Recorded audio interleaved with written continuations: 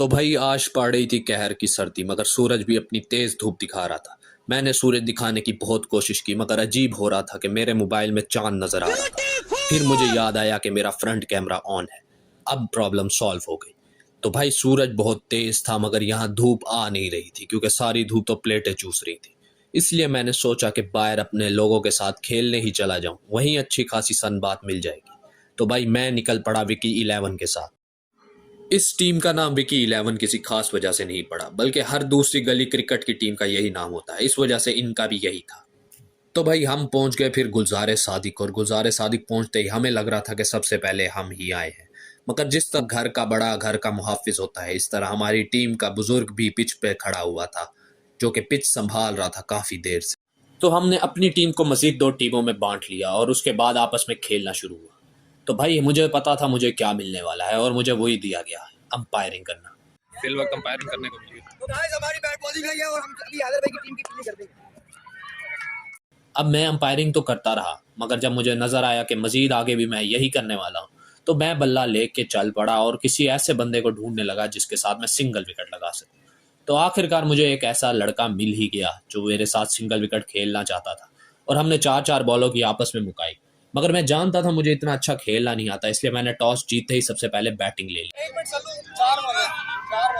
और मैंने कैमरामैन को भी कहा, भाई तू जरा साइड पे हो जा, क्योंकि मेरी शॉटें आगे कम और पीछे ज्यादा जाएंगी। इसलिए मेरी टीम वाले मुझे मिस्टर -90 डिग्री भी कहते हैं। खैर मेरी टीम वाले अपना मैच छोड़ के मुझे देखने लग गए और पीछे से पंगे भी लेने लग गए। बैट लेके आया, ऐसे डंडा जाने दे बाहर। इधर वो निकलो हेडशॉट।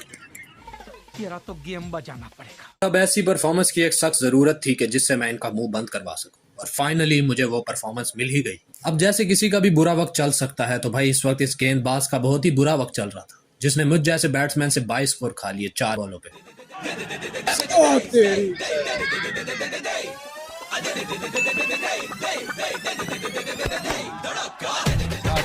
ओ होए होए होए होए लेवल छक्का वाह। वही तरह है भाई, शाबाश भाई शाबाश। वही तरह का ठीक पाएना। और यहाँ तो भाई गुस्सा ही कर गया। पूरी कोशिश थी मुंह तोड़ने की, मगर तुम्हारा भाई डरने वाला थोड़ी था। अगली बॉल में मजीद चढ़ के और भी दूर मार।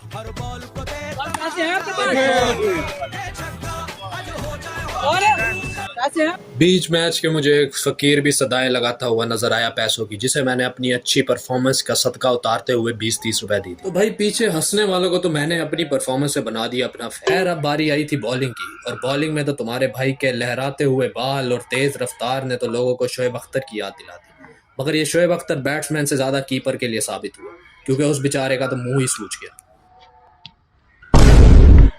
क्या कर रहे हैं यार तू? तो मजाक है।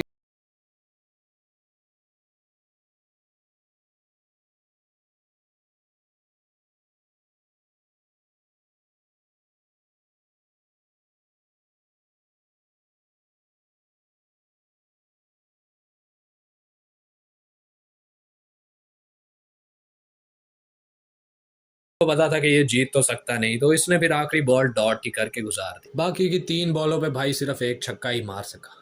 वैसे अब तुम लोगों को समझ आ गई होगी, मैंने जितनी बातें की थी अपने बारे में वो मजाक था। भाई मैं एक हार्ड बॉल के क्लब का खिलाड़ी हूँ, और ये लोग टेनिस बॉल खेलते हैं। फर्क तो तुम लोगों को नजर आ गया होगा, मगर ये बात भी सच है, जो हार्ड बॉल का प्लेयर होता है उससे टेनिस में वो परफॉर्मेंस नहीं दी। और अब बारी आ गई हमारी वापसी जाने की। वापसी जाते हुए मुझे मेरी टीम वालों ने यूट्यूब के बारे में एडवाइसेस देना शुरू कर दी। मैंने इनकी सुननी ही कहाँ थी।